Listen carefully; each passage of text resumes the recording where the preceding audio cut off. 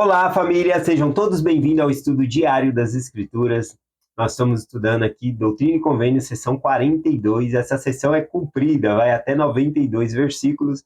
Então, eu escolhi alguns versículos para compartilhar. A gente vem numa sequência estudando já essa sessão e fomos até o versículo 42. Então, eu vou ler do versículo 43 aqui em diante, pulando alguns versículos aqui, tá bom? Para a gente finalizar essa sessão aqui, porque ainda falta a gente estudar a sessão 43 e a sessão 44 ainda. Então vamos lá. Começando aqui no versículo 43 em diante, o Senhor vai falar aqui a maneira de proceder com os doentes, inclusive de dar bênção, né, nessas pessoas, cuidar delas, ter um carinho por elas. Então diz aqui, ó: e os que entre vós estiverem doentes e não tiverem fé para ser curados, mas acreditarem, serão alimentados com todo o carinho com ervas e comidas leves. Então, está falando de cuidados às pessoas que estão enfermas, né? Então, além de dar bênçãos de saúde, que é o que vai falar aqui, também a gente deve cuidar da pessoa, alimentar a pessoa e assim por diante, tá bom? Aqui, o versículo 44 diz: e os élderes da igreja, 2 ou mais, serão chamados à oração por eles, impondo-lhe as mãos em meu nome. E se morrerem, morrerão em mim. E se viverem, viverão em mim. Esse é o mais importante, né? Se eu morrer, que morra no Senhor.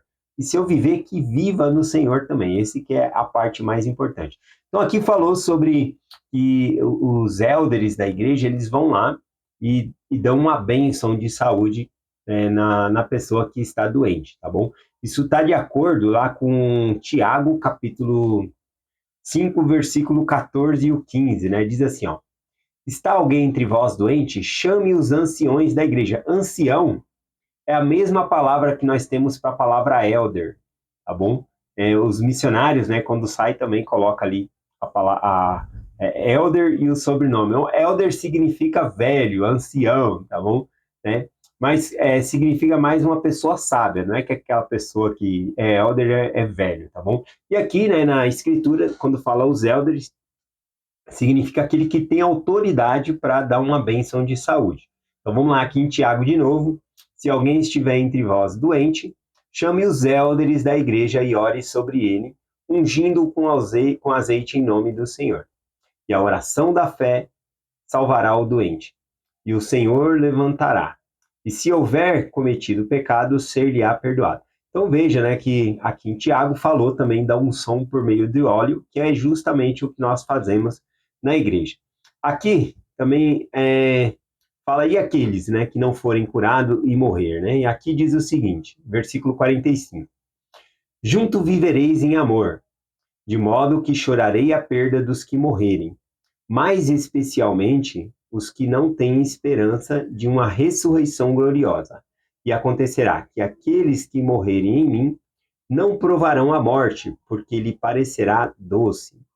E os que não morrerem em mim, ai deles, porque amarga é a sua morte. Então aqui falou sobre que nós devemos chorar, né, pelas pessoas que morreram, tá bom? Mas aqui fala principalmente ou especialmente pelos aqueles que não têm esperança de uma ressurreição gloriosa. Porque ressuscitar todos seremos ressuscitados, mas ressuscitar com um corpo glorioso para poder entrar no reino celestial, tá bom? Então aqui quando ele fala chorar justamente por aqueles que não vão ter uma ressurreição gloriosa, é justamente pelos aqueles que não se arrependeram, né? Por exemplo, né, chorar, a gente deve sentir mais tristeza por um ladrão que morreu, tá bom? E não se arrependeu de seus pecados, do que por um justo, porque o justo ele vai ter uma ressurreição gloriosa, vai viver na glória com o Senhor. Já a pessoa que não se arrependeu, ela não vai ter uma ressurreição gloriosa, tá bom? Então fala, a gente deve lamentar muito mais, né? Justamente nós faz o contrário, né? Quando morre um bandido, a gente aí fala assim, nossa, né? Já foi tarde, né? Alguns usam essa frase, né? Já foi tarde aí, né? Ou quando morre um justo, a pessoa fala, nossa, tanta gente ruim no mundo, né? Foi morrer logo um justo. E aqui na escritura é justamente ao contrário, né? Que está falando. E a gente deve lamentar mais ainda por conta daqueles que não vão ter uma ressurreição gloriosa, porque vai ter uma morte espiritual, né? Vai viver mais afastado ali da presença de Deus. Versículo 48 em diante diz assim: E também acontecerá que aquele que tiver fé em mim para ser curado e não tiver designado para morrer, será curado. E aquele que tiver fé para ver, verá. E aquele que tiver fé para ouvir, ouvirá. E o coxo que tiver fé para saltar, saltará. E aquele que não tem fé para fazer essas coisas, mas acreditar em mim, tem poder para tornar-se meus filhos. E se não desobedecerem às minhas leis, tu suportarás as suas enfermidades. Bom, então aqui, né, tá falando a respeito da fé daqueles que podem ser curados. Se a pessoa tem fé para ser curada, ela vai ser curada. Se ela não tiver designada para morrer, ela vai receber uma bênção e vai sobreviver. Ela vai... E fala aqui do coxo, né, saltar. Então, o Senhor pode fazer vários milagres por meio dessas bênçãos, né, que é oferecida por meio do sacerdócio. Mas também existe aqueles que não vai receber uma cura nessa vida. A cura vai vir de qualquer jeito na ressurreição. Qualquer dor, enfermidade que a pessoa tem, não vai ter na ressurreição. Tá bom? Então a pessoa vai ter um corpo ali perfeito e imortal, sem dores. Mas às vezes nessa vida a gente vai ter que carregar essas dores, né?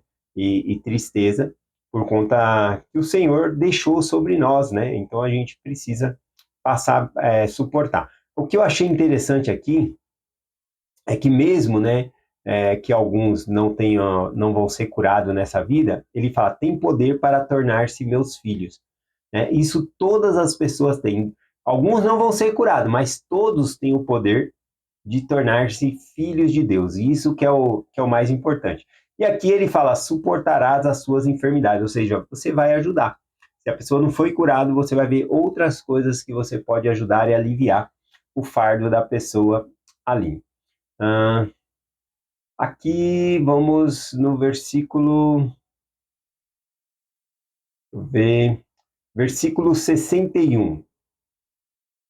Diz aqui: Se pedires, receberás revelação sobre revelação, o conhecimento sobre conhecimento, para que conheça os mistérios das coisas pacíficas, aquilo que traz alegria, que traz vida eterna.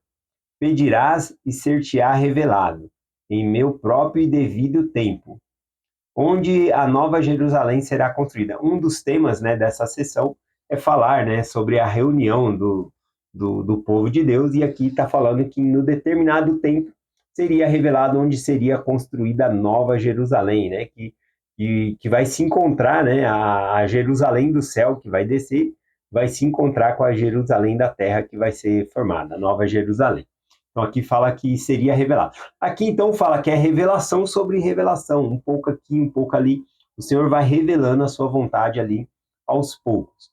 Aqui o versículo 73, não, versículo 70 aqui, do 70 ao 73, aquelas pessoas que estavam saindo em missão para pregar o evangelho, eles tinham preocupações, né? Porque, e aí, quem vai cuidar da minha família? Como é que vai funcionar isso? Lembrando que eles estavam, então, procurando viver, né, a lei da consagração, e a lei da consagração falava que eles podiam ir, que as famílias deles seriam curadas não, seriam cuidadas ali por meio dos recursos, né, da lei da consagração aqui. Vamos ver aqui, versículo 70 em diante aqui. E os sacerdotes e os mestres terão suas mordomia, assim como os membros. Então, quando ele fala sacerdotes e mestres, ele está falando daqueles que foram enviados como missionários para pregar ao mundo, tá bom? Esses aqui, especificamente, eles teriam a sua mordomia aos seus, como os outros membros da igreja, a sua família seria cuidada ali. Daqui, as famílias dos elders ou os dos sumos sacerdotes designados para ajudar o bispo como conselheiros em outras coisas receberão seu sustento das propriedades consagradas ao bispo para o benefício dos pobres e para outros propósitos, como mencionado antes. Ou receberão uma justa remuneração por todos os seus serviços, seja uma mordomia ou outra coisa, conforme o que os conselheiros do bispo considerarem melhor, ou o que decidirem. E o bispo também receberá do seu sustento uma justa remuneração por todos os seus serviços na igreja. Então a gente vê aqui que nessa época, aqui no começo da igreja, quando eles estão vivendo a lei da consagração, aqueles que trabalhavam de tempo integral ali na igreja, eles ganhavam o seu sustento por meio da igreja, tá bom? Ou uma justa remuneração. O que nós chamamos uma justa remuneração seria o que equivalente, né, o que hoje nós conhecemos de um pastor ganhar salário, tá bom, para ser um pastor, tá bom? Mas isso, em nossa época agora, né, em 2025, né, a Igreja Restaurada de Cristo, ela já não é desta maneira no sentido de remuneração.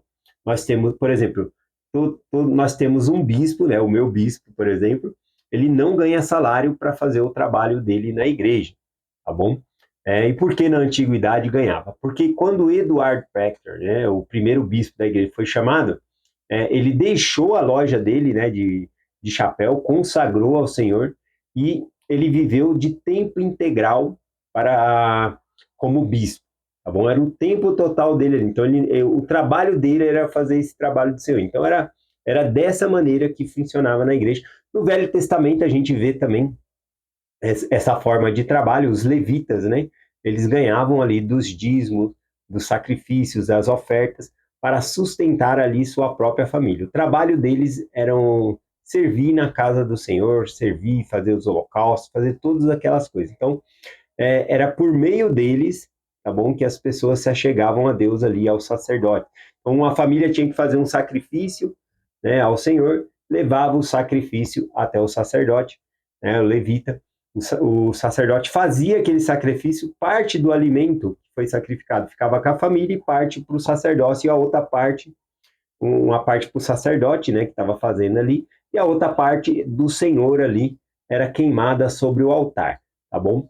Então, na antiguidade também nós vemos, né, no Velho Testamento, essa questão de aqueles que trabalhavam ali na obra do Senhor de tempo integral, eles recebiam seu sustento ali por meio desse convênio com o Senhor, tá bom? Já em nossa época agora, né, nós não somos de tempo integral. Por exemplo, o meu bispo, ele é bispo, mas ele tem o trabalho dele. Então ele trabalha fora, sustenta a sua família com o trabalho dele, e na outra hora ele é bispo, né? No domingo, tá certo que não dá para colocar um horário, porque bispo é bispo sempre, né? Então, nas atividades, vai ajudar em várias coisas, mas ele não é de tempo integral, tá bom? Então, de tempo integral significa todo o tempo, né? Então, até mesmo os missionários de tempo integral, eles não ganham o seu sustento ali. Na verdade, é incentivado, eles pagam, né, a própria missão deles para pregar o evangelho ali, tá bom? E também a questão do missionário de tempo integral, ou sister, né, que são missionárias também de tempo integral, é um tempo determinado. Eles vão ficar lá cerca de 1 ano e meio na missão, cerca de 2 anos na missão e retornam para suas casas. Eles não missionários de tempo integral para sempre, tá bom? Então aquele tempo acaba. Então hoje em dia não tem remuneração, né, nos chamados da igreja aqui, porque não é de tempo integral, tá bom? Mas naquela época aqui, o Eduard Peck e os outros aqui recebiam o seu sustento aqui por esse meio. Vamos continuar aqui do versículo 74 ao 93 aqui.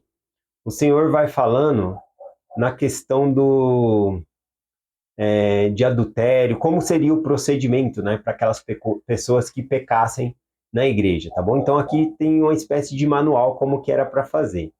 O versículo 74 e 75 diz assim: Eis que em verdade vos digo que quaisquer pessoa entre vós que tenha repudiado seu cônjuge por causa de fornicação, ou em outras palavras, se com toda a humildade testificarem diante de vós, ser esse o caso, não os expulsarei de vosso meio. Qual que é a aplicação aqui, né? Por exemplo, se um casal, e apenas um dos dois, né, do cônjuge ali, foi lá e traiu, e aí o casamento houve uma ruptura por conta disso, a pessoa até perdoa, mas não consegue mais conviver junto por conta daquela traição, Então, aquele cônjuge, que, né, aquela pessoa que era inocente, ele não perde os seus privilégios na igreja. Por exemplo, ela pode continuar tendo uma recomendação para o templo, porque o erro não está nela, tá bom? Então, é isso que está falando aqui, tá bom? Ele não perde, né, os seus privilégios aqui. E aí, ao contrário aqui também, né? Ao que é culpado, que realmente cometeu o pecado, aí é tirado o privilégio dessa pessoa, né? Ela vai ter que passar por um processo ali de reconciliação com o Senhor por ter quebrado o mandamento. Outros versículos que falam sobre isso, versículo 78 e o 79, ó, também diz assim, ó, também toda pessoa que pertence a esta igreja de Cristo esforçar-se-á para guardar todos os mandamentos e convênios da igreja. E acontecerá que, se qualquer dentre vós matar, será entregue para ser julgado de acordo com as leis do país. Pois lembrai-vos de que ele não terá perdão, e o caso será aprovado de acordo com as leis do país. Então, por exemplo, aqui, né, uma aplicação fácil aqui, a pessoa foi lá e aqui o crime que está falando é sobre qualquer um que matou, né? Aqui, fala sobre matar. Então, o que acontece? A pessoa vem e fala, eu quero me batizar, mas eu matei. A pessoa tem que pagar a sua dívida com a justiça, tá bom? Ela tem um débito com a justiça. Então, a igreja não pode aceitar ali e fazer o batismo dessa pessoa, tá bom? E também, aqui vai falar um pouquinho mais para baixo sobre essa diferenciação da lei da justiça e a questão de Deus, porque os julgamentos que se faz na igreja para ajudar a pessoa a se reconciliar com Deus não implica no débito que a pessoa tem com a justiça. A pessoa tem que pagar o seu débito lá com a justiça, tá bom? Então, aqui fala um pouquinho sobre isso. Vamos lá, aqui, ó. Aqui eu gosto muito de Doutrina e Convênio 58, 21, que diz assim, que ninguém quebre as leis do país, porque qualquer que guarda as leis de Deus não tem necessidade de quebrar a lei do país. Então, se nós guardamos as leis de Deus, nós já vamos estar cumprindo a lei do país.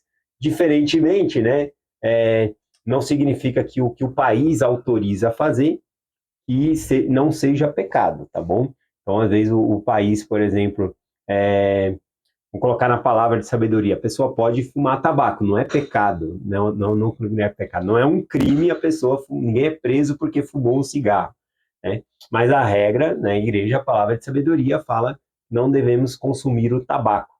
Então, veja, se você guarda a lei da igreja, também você vai estar guardando a lei do país, porque você também não é forçado a fumar, tá bom? Então, tem essa diferenciação aqui. Se a lei de Deus, né, e a lei dos homens, né, entrar em conflito, devemos obedecer à lei de Deus, tá bom? Assim como em Atos 5, né, versículo 29 diz, Pedro, né, disse assim, mais importa obedecer a Deus do que aos homens, né? Eles foram proibidos de pregar o evangelho.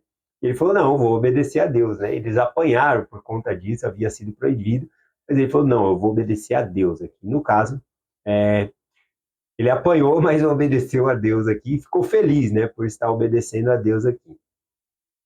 Vamos lá, aqui, ó, a explicação sobre a quebra, né, da lei, como que deve ser aqui, ou seja, a questão do país, são coisas separadas, tá bom? Então, uma pessoa, por exemplo, que cometeu um pecado, que vai passar ali por um processo com um bispo, tá bom? Processo de condição de membro, porque a condição de membro da pessoa muda quando ela comete certos pecados, né? Tem que se arrepender para poder ter uma recomendação para o templo e algumas outras coisas aqui. Então, esses privilégios são cortados quando a pessoa entra em pecado. Mas aqui faz essa diferenciação entre a lei dos homens, né? Ó, versículo 84 em diante.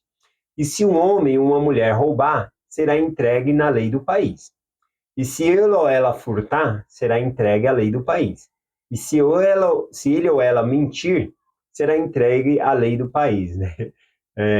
Esse mentir aqui, né?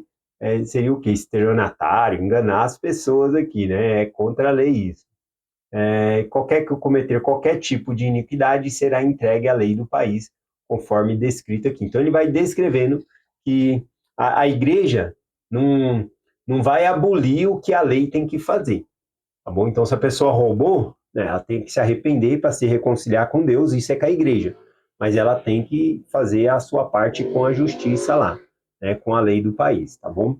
Então é isso, né, que eu vou compartilhar, o tempo já finalizou aqui. Todas essas coisas aqui, no final, do versículo 93, diz assim, e se já agir, e assim agireis em todas as coisas. Ele está dando um modelo como devemos agir em todas as coisas. Ou seja, tudo isso é um princípio para nós aprendermos e aplicarmos na nossa vida e na igreja. Então, ele está mostrando como deveria ser as coisas. Porque o Estado, as leis, elas funcionam separadas da igreja. Né? Na antiguidade era tudo a mesma coisa. Moisés ele julgava todos os crimes, né, em relação à igreja, em relação ao Estado, mas houve um tempo que se separou isso. Houve, né, reis na terra e houve profetas, né? O povo quis fazer essa separação ali, né? Faça-nos como todas as outras nações, que tenhamos reis antes de nós. Então, os reis julgam, né? Os reis, os governantes, eles julgam de acordo com as leis do país ali. E a igreja, então, está como uma instituição separada, né, do governo, tá bom? Então, são coisas diferentes. O que afeta uma pessoa como condição de membro não é a mesma coisa que vai afetar ela na condição das leis do país, tá bom? Então é essa a mensagem que compartilhamos, né, que nós compartilhamos hoje com vocês, em nome de Jesus Cristo. Amém. Até amanhã.